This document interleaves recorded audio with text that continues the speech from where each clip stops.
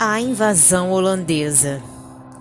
Se à raça negra eram impostas as mais dolorosas torturas nos primórdios da organização do Brasil, não menores sacrifícios se exigiam dos indígenas, acostumados à amplitude da terra, propriedade deles. As entradas pelo sertão, com o fito de escravizar os selvagens indefesos, se realizavam naquele tempo em todos os recantos.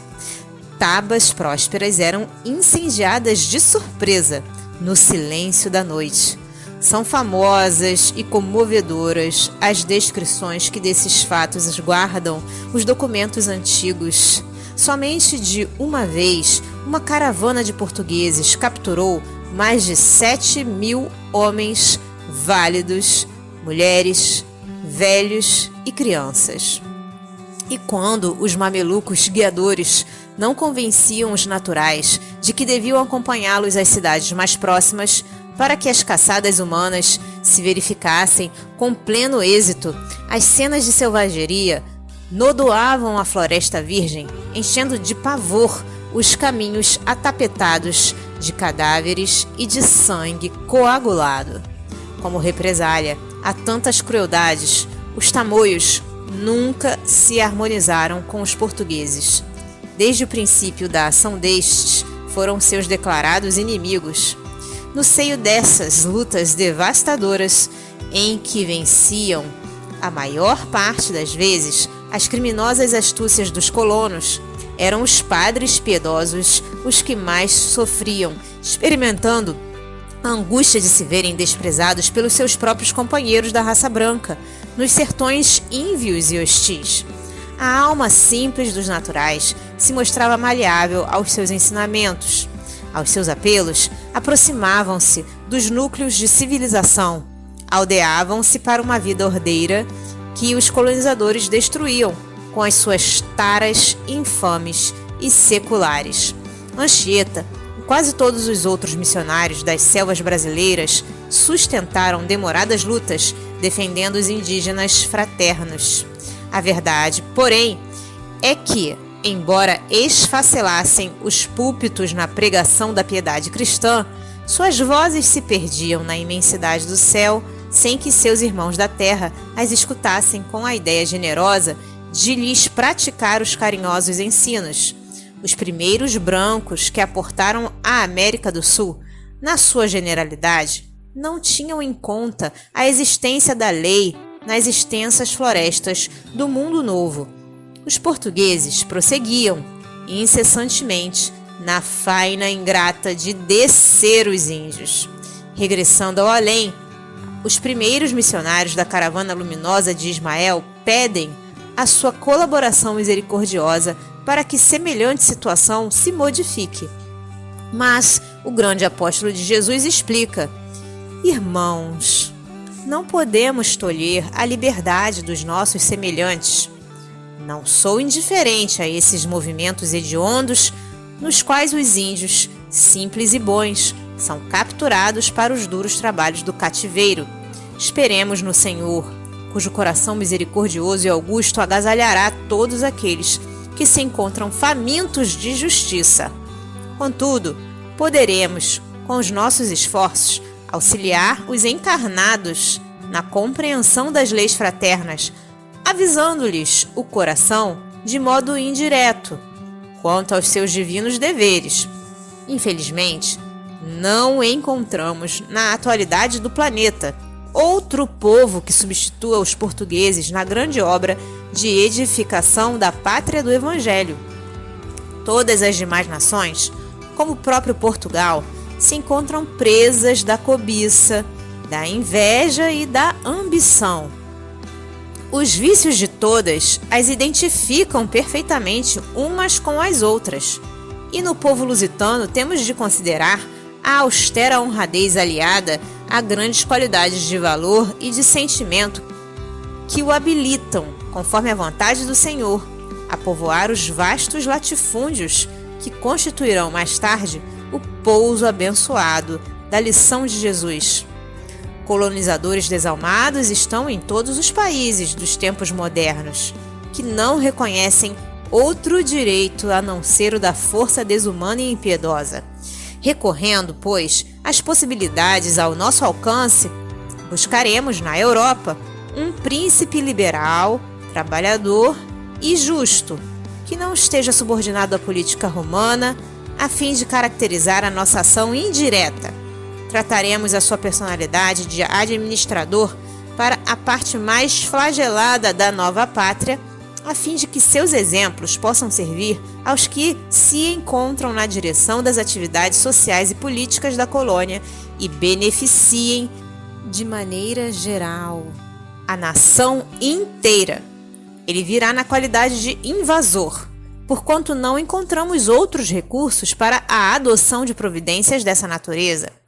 Mas a sua permanência no Brasil será curta e eventual, apenas durante os anos necessários a que suas lições sejam prodigalizadas aos administradores da nova terra. Preliminarmente, porém, devemos considerar que os seus companheiros não serão melhores que os portugueses, no sentido da educação espiritual. A época é de profundo atraso de quase todos os indivíduos, e é para expelir essas trevas da consciência do mundo que nós teremos de sacrificar nas atmosferas próximas da Terra, trabalhando pela vitória do Senhor em todos os corações. Os fatos se verificaram consoante as afirmações do iluminado preposto de Jesus. Em 1624, a pretexto de sua guerra com a Espanha, os holandeses tomavam de assalto a Bahia, sob o comando de Johan van Dort. Importa notar que as cenas dolorosas e lastimáveis decorrentes da invasão não foram organizadas pelas abnegadas falanges do mundo invisível. As causas profundas desses fatos residiam no estado evolutivo da época. Os morticínios nas praças incendiadas e destruídas se verificavam todos os dias entre inevitáveis atritos das raças chamadas a povoar aqueles recantos desconhecidos. Em 1637, entrava em Pernambuco o general holandês João Maurício, príncipe de Nassau. Inumeráveis benefícios e imensos frutos produziu a sua administração no norte do Brasil, que foi sempre a zona mais sacrificada do país. O Recife se ostenta diante da Europa como uma das mais belas cidades da América do Sul. Olinda é reedificada. Uma assembleia de mecânicos, de pintores, de arquitetos e artistas acompanha o príncipe de Nassau, enchendo a sua cidade de singulares esplendores. Mas o espírito construtivo do administrador holandês não se cristaliza nas expressões materiais da sua cidade predileta. O amor e o respeito que vota a liberdade fazem-no venerado de todos os brasileiros e portugueses de Pernambuco, cujas terras, naquela época, desciam até a região do Paracatu, em Minas Gerais. Todos os escravos que procuram abrigo à sombra da sua bandeira de tolerância, ele os declara livres para sempre, e os índios encontram no seu coração o apoio de um nobre e leal amigo. Maurício de Nassau estabelece a liberdade religiosa e administra Pernambuco, inaugurando aí a primeira liberal democracia nas terras americanas, tais a justiça e a liberdade com que se ouve em seu governo.